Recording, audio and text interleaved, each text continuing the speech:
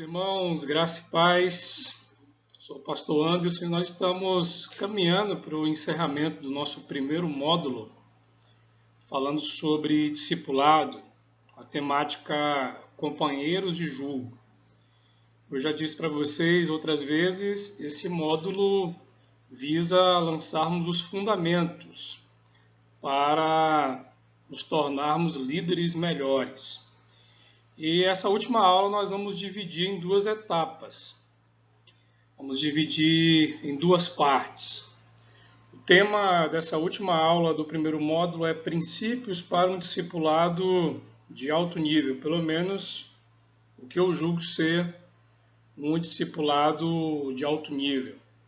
Discipulado de alto nível, pela imagem, já revela a delicadeza e como isso exige de nós, como instrumentos de Deus, servindo uns aos outros no amor, na graça, com a compaixão do Senhor.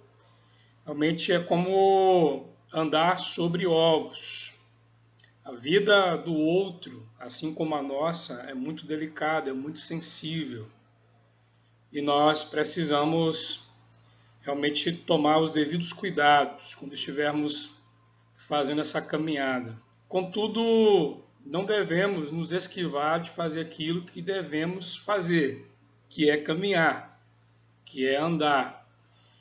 E, naturalmente, haverá dores, haverá situações desagradáveis. Isso faz parte da jornada. Jesus e os discípulos vivenciaram isso.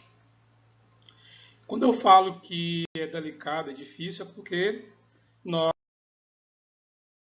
estamos falando de todas essas situações que compõem a nossa vida.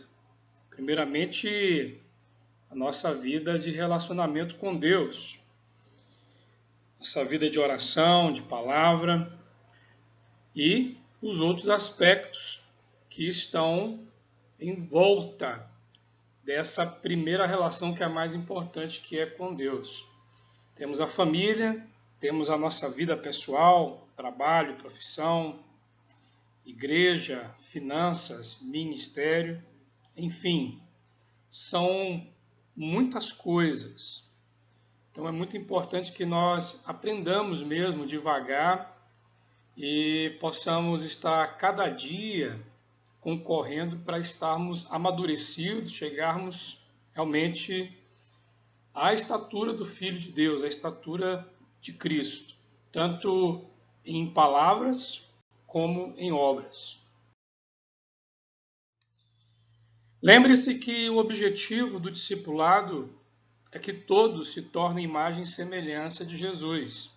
Talvez você possa dizer, não, o objetivo é ganhar gente para Jesus. Não, esse objetivo de ganhar pessoas para Jesus é uma consequência do discipulado. Então Jesus discipulou aqueles homens e foi uma consequência que a igreja fosse estabelecida e avançasse.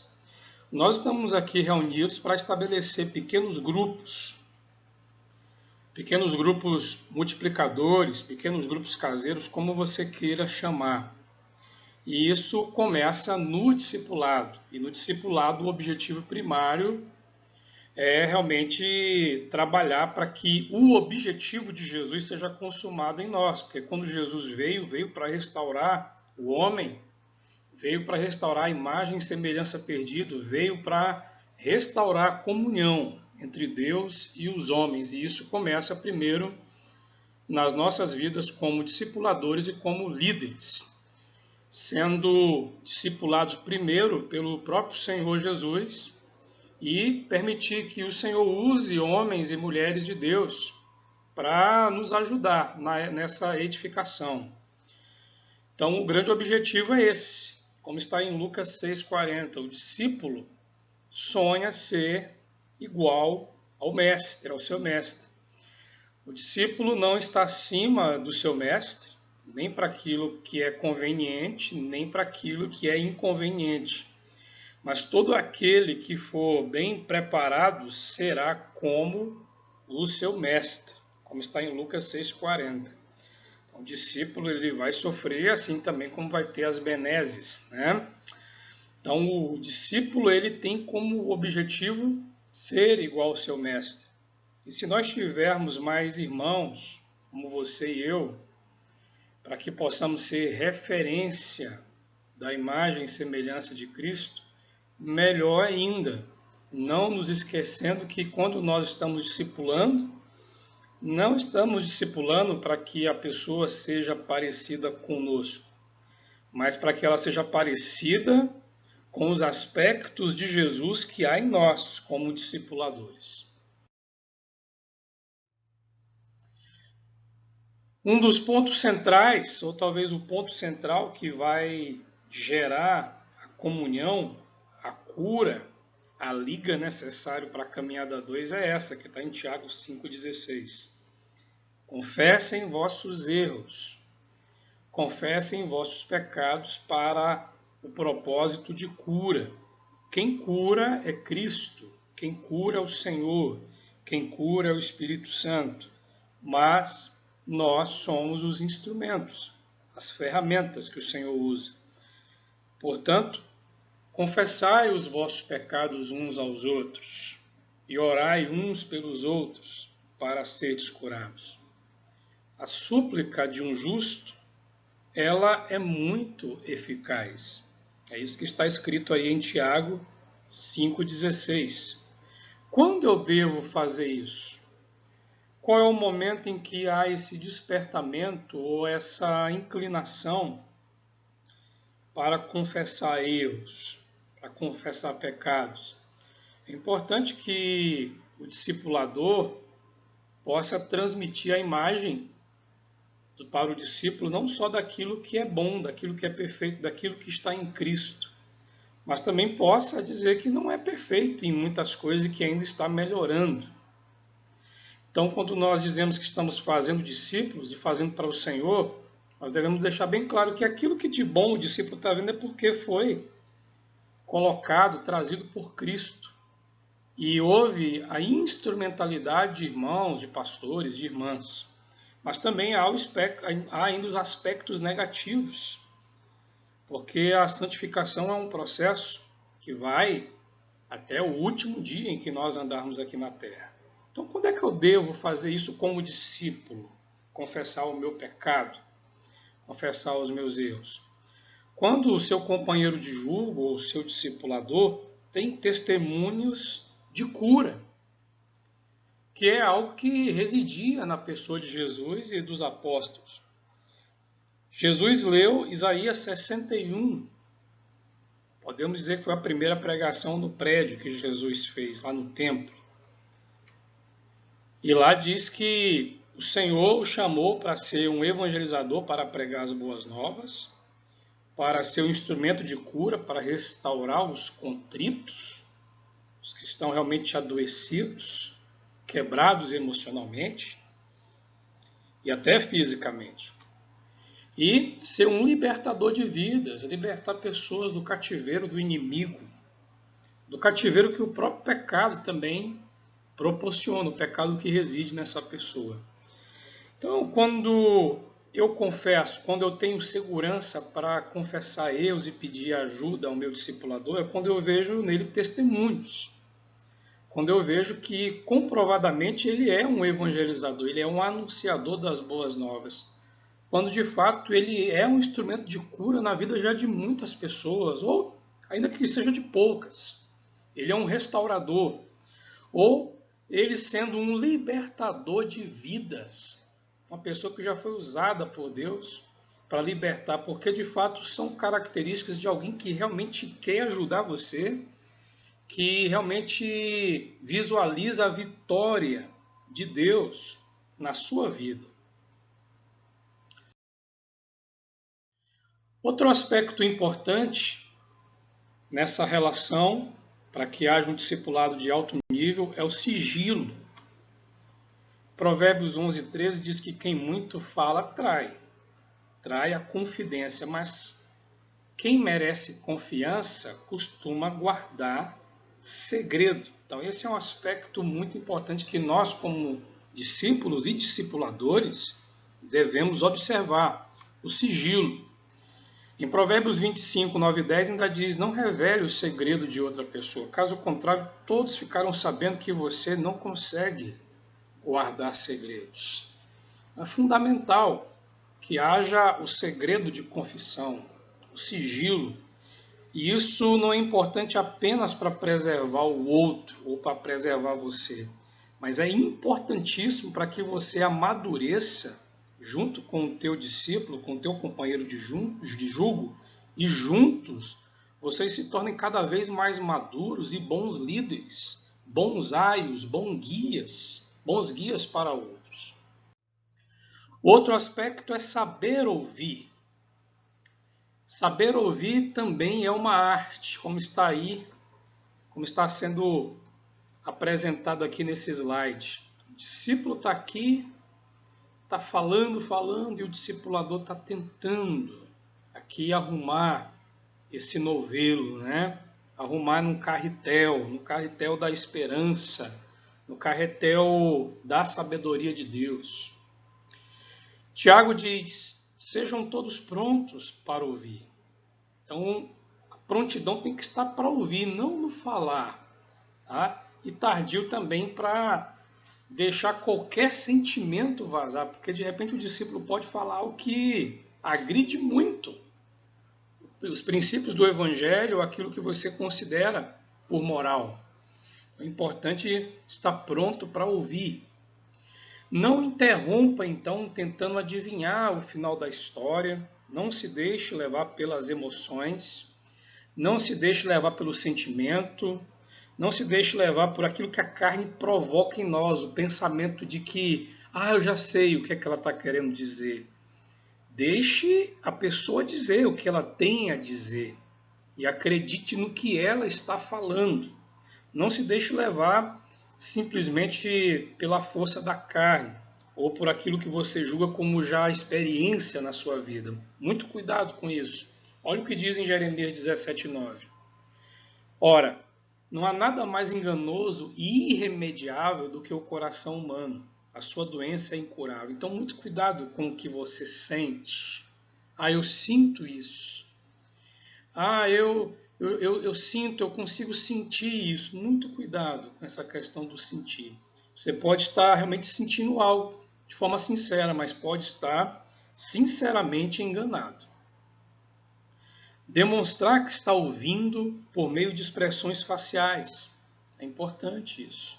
Buscar entender o que está sendo comunicado. Tá? Olho no olho. Nem sempre fica olho no olho, mas hora ou outra na conversa ter olho no olho. Mostrar que está tendo atenção. Portanto, como povo escolhido de Deus, santo e amado, revistam-se de quê? De profunda compaixão quando estiver ouvindo o outro. De bondade, de humildade, mansidão e paciência. Como diz Colossenses 3, verso 12. Esse é o sentimento. É um sentimento que é validado pelo Espírito Santo, pela própria palavra, que nós devemos cultivar enquanto estivermos ouvindo. Outro aspecto para um discipulado de alto nível: honre a capacidade do outro. Honre a capacidade do outro. O que é que isso significa? Significa que nós devemos considerar que o outro ele pode encontrar as respostas só conversando, só dialogando conosco. Muitas vezes a resposta o Espírito Santo já deu àquela pessoa. E nós precisamos apenas ajudá-la a fazer as perguntas certas, para que as respostas certas venham à tona. Olha o que Jesus disse para os discípulos: e vós, quem dizeis que eu sou? Jesus faz com que aqueles homens pensem. Jesus então diz: o que é que vocês acham? O que é que vocês têm pensado? As pessoas têm dito isso, igual vocês têm falado, mas e vocês? O que é que vocês acham? No momento de orientação no discipulado, essa é uma das perguntas-chave, além de perguntar de como está a vida devocional do discípulo, a relação do discipulado de Deus para com ele. Uma outra questão importante é essa: trazer perguntas para que ele mesmo possa encontrar com a ajuda do Espírito Santo. Honre a capacidade do outro. Se você assumir a responsabilidade de dar todas as respostas pelos problemas do outro, você estará impedindo que a pessoa amadureça. Você estará se tornando um dominador, uma dominadora. E isso acontece muito em muitas igrejas, em muitos lugares, em muitos ambientes, não só da igreja, de pessoas que dominam o outro, que querem pensar pelo outro, que colocam aquilo que querem, que não representa na realidade o que o outro precisa e muitas vezes nem o que ele deseja. Então é importante compreender isso. Ensinar o outro a assumir as responsabilidades, ajudá-lo de uma forma a encontrar a resposta que Deus está trazendo, levando em consideração o balizamento das Escrituras, em primeiro lugar, levando em consideração a oração, levando em consideração o discernimento, a sabedoria através de outros homens e mulheres mais experientes na fé. Contribua com seu tempo, com seu discernimento. Diga, olha, pelo lado A eu vejo que tem prós e contras, e pelo lado B prós e contras. Ore e decida, e vamos juntos. Eu estarei com você. Um outro aspecto importante, evite emprestar dinheiro diretamente. Eu digo evite, eu não estou dizendo que é proibido, porque existem muitas circunstâncias que a coisa tem que ser resolvida logo, com um recurso financeiro que você pode dar ali, ajudar o seu discípulo, até mesmo o seu discipulador. Mas o bom é que se evite emprestar dinheiro diretamente. Por quê? Porque a ajuda financeira dada aos membros da igreja primitiva sempre passou primeiramente pelos líderes, pelos apóstolos. Esse era o costume. E existe uma razão muito importante para se observar este princípio. O sentimento de dívida que muitas vezes destrói o relacionamento. Então o recurso cria pontes, mas também o recurso pode quebrar pontes, ou então fazer com que haja muita sujeira nessa ponte.